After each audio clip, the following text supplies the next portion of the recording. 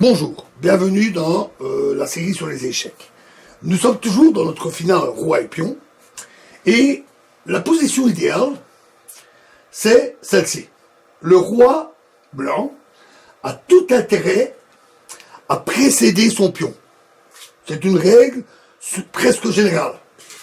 Il y a des exceptions, on les verra juste après. Dans ce cas-là, il peut gagner, mais malgré tout, il faut avoir l'opposition. Toujours, comme on l'a expliqué dans la vidéo précédente, l'opposition est capitale. Donc, voyons ici, roi en C5, son pion est juste derrière lui, et le roi noir est devant en C7.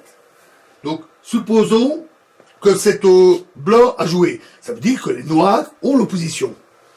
Roi D5, roi D7.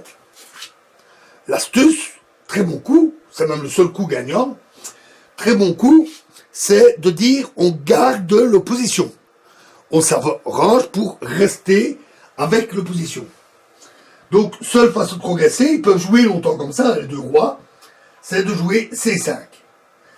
Et là, roi C7, le bon coup. L'idée, c'est de se mettre dans la position comme lorsque c'est décalé par rapport, vous voyez, on n'est pas encore sur la dernière rangée, et comme il faudra progresser d'un coup de pion, les blancs vont perdre un coup en avançant ce pion, ce qui va permettre de positionner le roi correctement. Et on empêche le roi blanc de revenir devant son pion.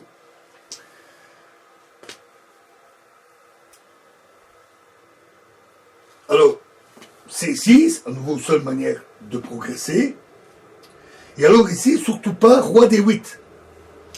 Parce que sinon, roi D6.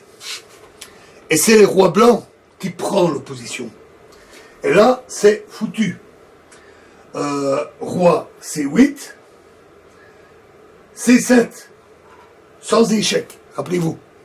Et là, ben, c'est terminé. Donc revenons à notre position initiale.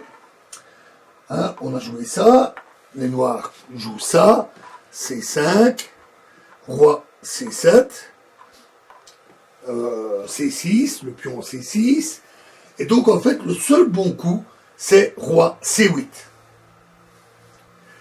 Et on va voir tout de suite pourquoi. Parce que si roi E6 par exemple, disons qu'on met le roi blanc là-bas, alors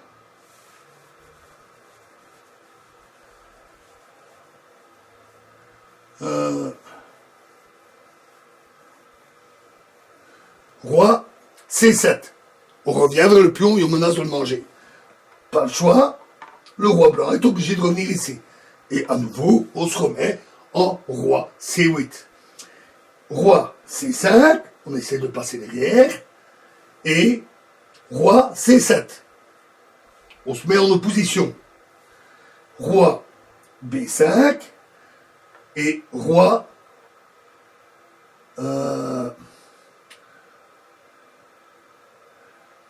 roi C8, à nouveau.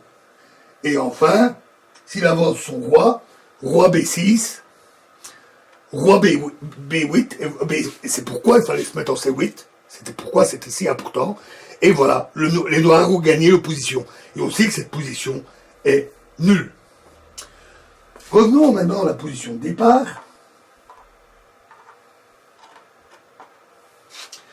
Avec le roi devant son pion, mais cette fois-ci, le trait est au noir. À ce moment-là, roi B7, par exemple, et on peut jouer... alors, le bon coup, c'est roi D6. L'idée, c'est d'arriver à se mettre sur le côté pour accompagner son pion qui va avancer. Si, par exemple, il joue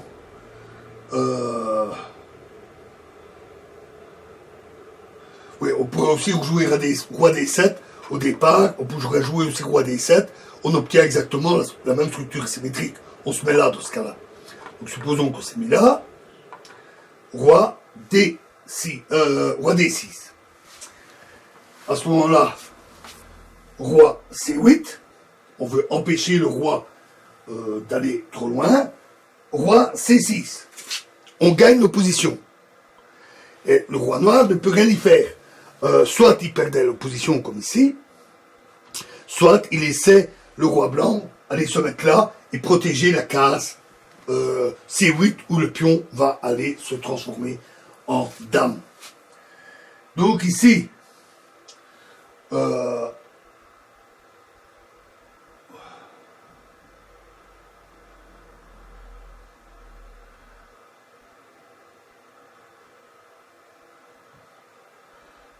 c'est à noir de jouer.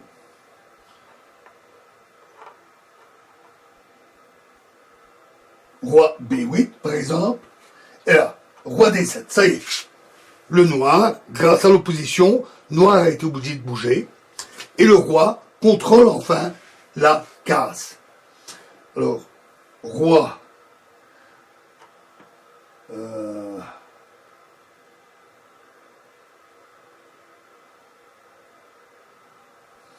roi B7.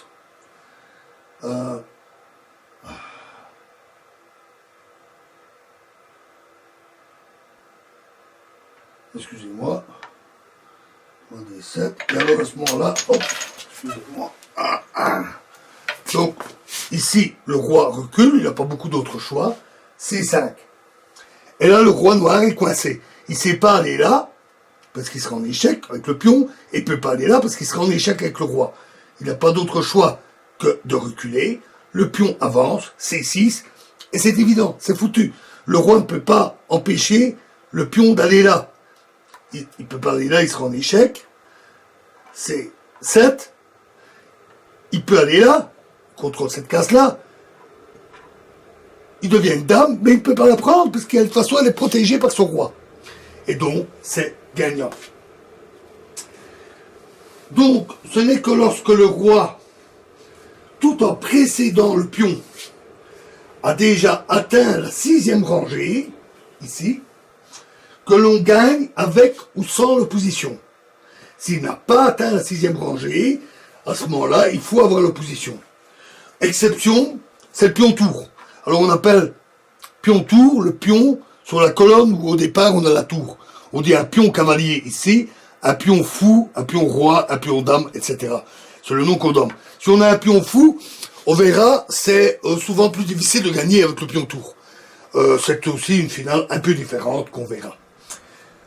Voilà, alors, mais avant d'arriver à ça, là on a d'autres exemples. Alors dans la prochaine vidéo, nous continuerons ces exemples de finale roi et pion qui sont très importantes. Je vous remercie.